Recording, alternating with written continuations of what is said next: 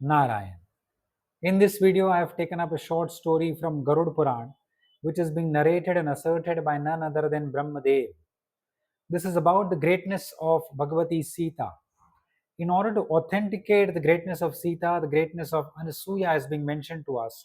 And in order to authenticate the greatness of Anasuya, the greatness of another woman, the wife of Brahman Kaushik, is being mentioned to us. The primary characters of this story are the Brahman Kaushik and his wife who live together in Pratishthan. So, in order of the greatness in terms of their chastity, this wife of Brahman Kaushik is the foremost. But then greater than her is Anasuya, and greater than Anasuya is Sita. So through this story, Brahmadev informs us and compels us to imagine the greatness of Anasuya and then of Sita. I will just give you two indications in this story. The husband, the Brahman Kaushik, is suffering from leprosy, and his wife serves him like he is her sole deity. With mind, body, and spirit, she completely submits to him.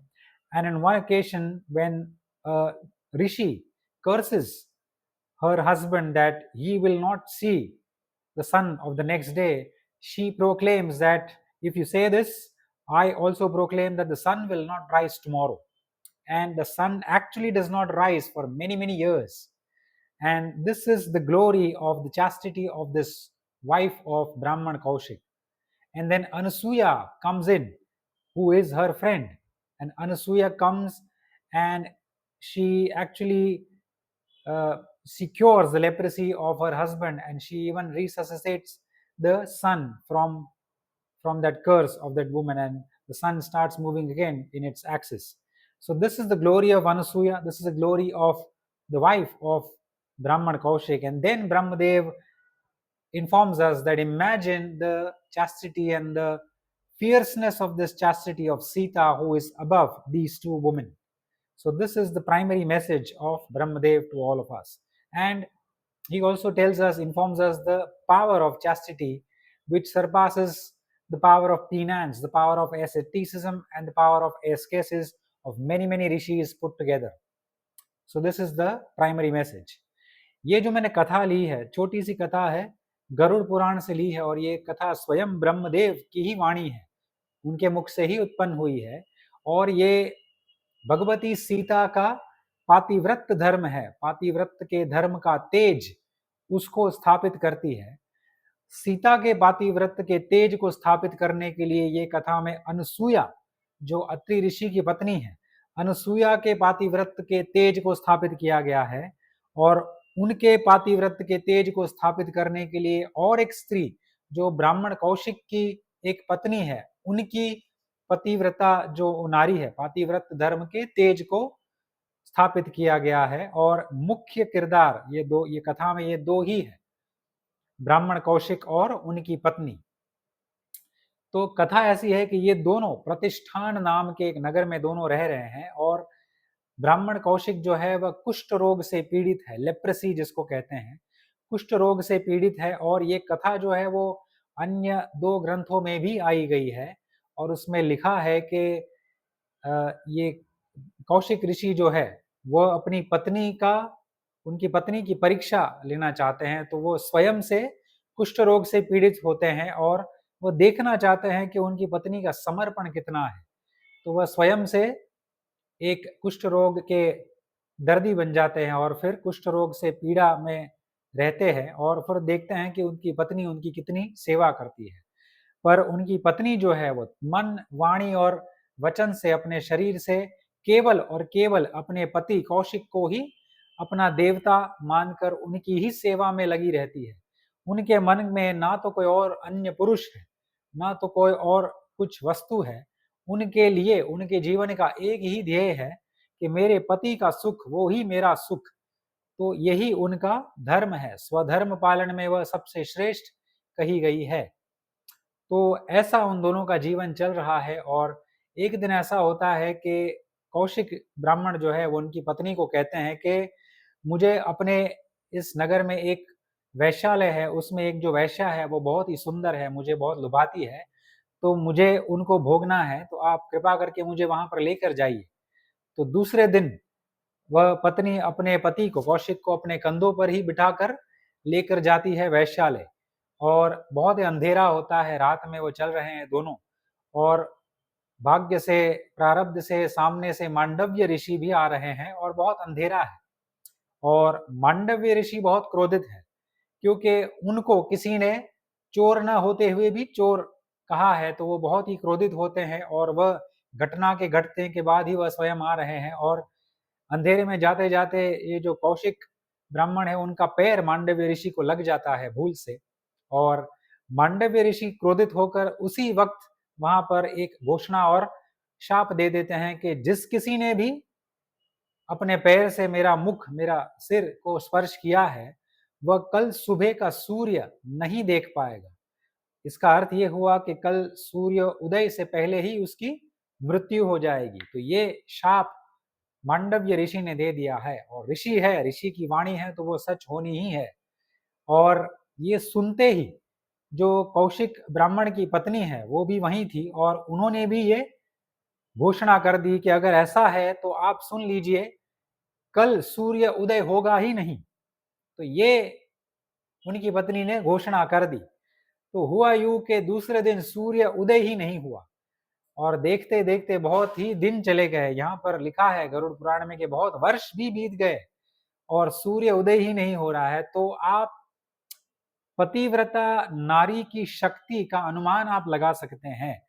और बहुत वर्ष बीत जाते हैं, और फिर देवलोक में बहुत ही समस्या खड़ी हो जाती है। देवगण सब सोचते हैं कि अगर ऐसा ही रहा तो सृष्टि नष्ट हो जाएगी, सृष्टि का कोई प्रयोजन जो था वो नष्ट ही हो जाएगा, कोई कुछ काम ही नहीं करेगा, समय का किसको भान ही नहीं होगा।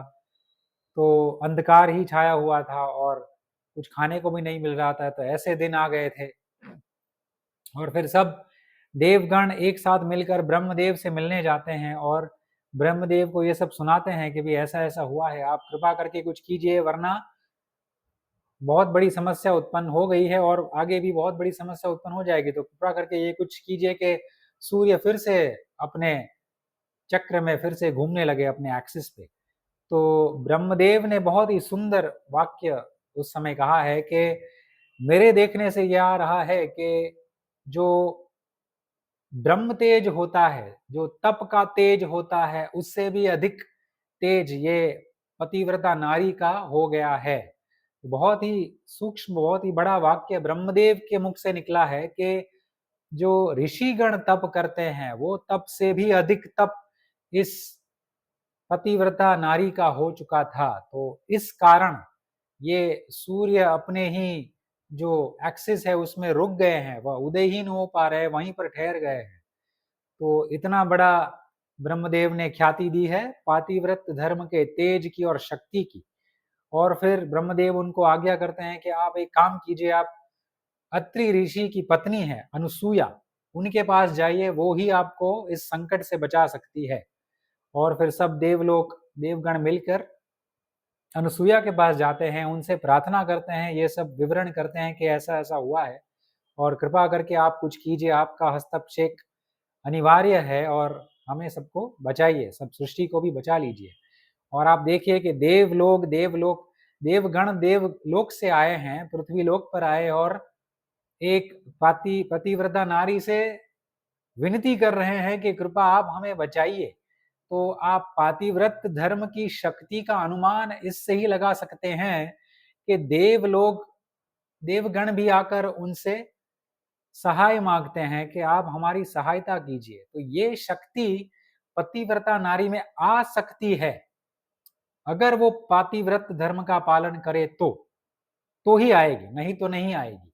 ये शास्त्र का क्लियर मैसेज है। हमको ये वचन दिया गया है। और अनसुईया देवी ने सब कथन सुना, और ऐसा है कि अनसुईया देवी की ही वो सखी है, जो कौशिक ब्राह्मण की पत्नी है, वो अनसुईया की सखी होती है, और वह सभी उनके पास जाते हैं, और वहां जाकर वह ब्राह्मण कौशिक के जो कुष्ठ रोग है उनको उनसे मुक्त करते हैं।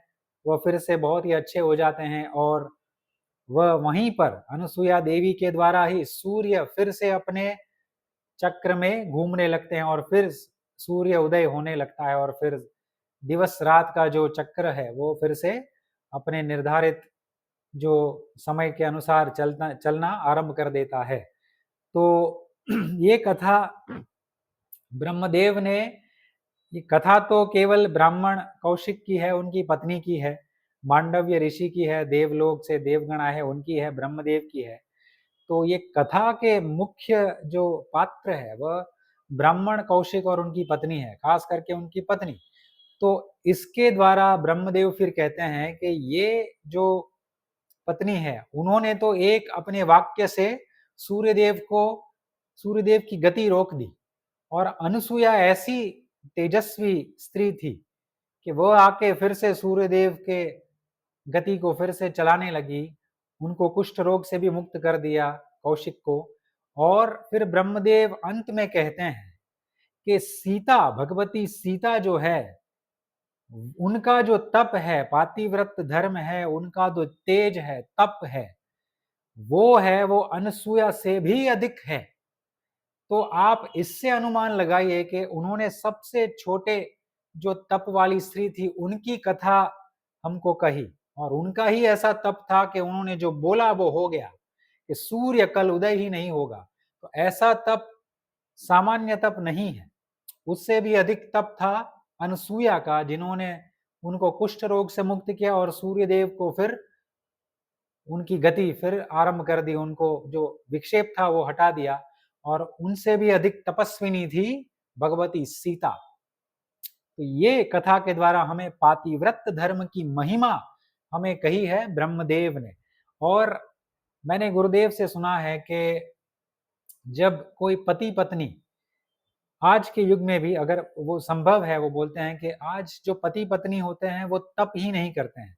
अगर आपको उत्तम संतान चाहिए, श्रेष्ठ संतान चाहिए, तेजस्वी पुत्र अगर चाहिए, अगर भगवती परमेश्वरी को भी आपको अपनी पुत्री बनाना है, तो पति पत्नी को भी ऐसा जीवन जीना पड़ता है। लोग कहते हैं कि इतना पाप बढ़ गया है कि श्री राम विष्णु अवतार क्यों नहीं लेते हैं, मगर नारायण ऐसे वैसे के पुत्र नहीं बनते हैं, वो केवल दशरथ राजा और कौशल्या के कोख में ही आते हैं। श्री कृष्ण जो है वह नंद बाबा और वासुदेव और देवकी के यहाँ ही जन्म लेते हैं, तो उनको भी पवित्र दंपत्ति चाहिए। तो गुरुदेव ने स्वयं कहा है कि अगर आपको श्रेष्ठ संतान चाहिए तो पति पत्नी दंपति, उनको बहुत ही तप करना पड़ता है, उसके बाद आपको श्रेष्ठ संतान मिलती है। और जैसे पति पत्नी तप करते हैं, और जैसी एक एक दंपत्ति जब विवाह करती है तो उनको एक इच्छा होती है कि हमको ऐसा तेजस्वी पुत्र चाहिए जो बड़ा होके पूरे विश्व का कल्याण करे और बहुत बड़ा संत बने, बहुत बड़ा ज्ञानी बने, वेदज्ञ बने, ब्रह्मोपासना में लीन रहा करे, ब्रह्मनिष्ठ हो और ब्रह्म को जानने वाला बने। ऐसा अगर पुत्र चाहिए पति पत्नी को, तो ऐसे पुत्र की जो आशा करके जो तप करते हैं, तो जो ऊपर से जो आत्मा जो अवतीर्ण होने के लिए बहुत ही ललायत है, वो भी ऐसे माता पिता को खोज रही होती है। तो इन दोनों का मिलन ही ऐसे होता है। अगर पति पत्नी को ऐसा तेजस्वी पुत्र चाहिए कि हमारे घर ऐसा तेजस्वी पुत्र जन्म ले, तो वो जो जीव है ऊपर से जो आ रहा है, उसको भी अगर ऐसा ही जीवन जीना है, उसको भी अगर ऐसे ही तेजस्वी माता पिता भी चाहिए, तपस्वी धर्मनिष्ठ माता पिता चाहिए, तो वो भी उनके घर में आकृष्ट होता है, और एक दूसरे से आकृष्ट होके ही फिर ऐसा संयोग बनता है कि तपस्विनी दंपत्ति के यहाँ ही तेजस्वी पुत्र का जन्म होता है। तो ये दुर्भाग्य ऐसा कोई चांस के द्वारा नहीं है, ऐसे ही नहीं हो जाता है। ये सब के पीछे बहुत ही तप आया है, और तप एक ऐसा साधन है जिसके द्वारा हम सब कुछ प्राप्त कर सकते हैं।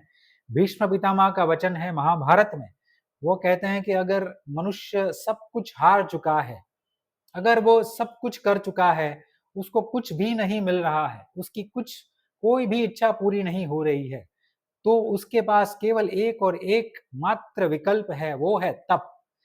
तप वह इतना करे कि तप के माध्यम से वह सब कुछ प्राप्त कर सकता है। अपनी इच्छा की तो थोड़ी सी बात है, मगर सब कुछ प्राप्त कर सकता है, अमरत्व भी। तो ये घोषणा स्वयं भीष्म पितामह करते हैं।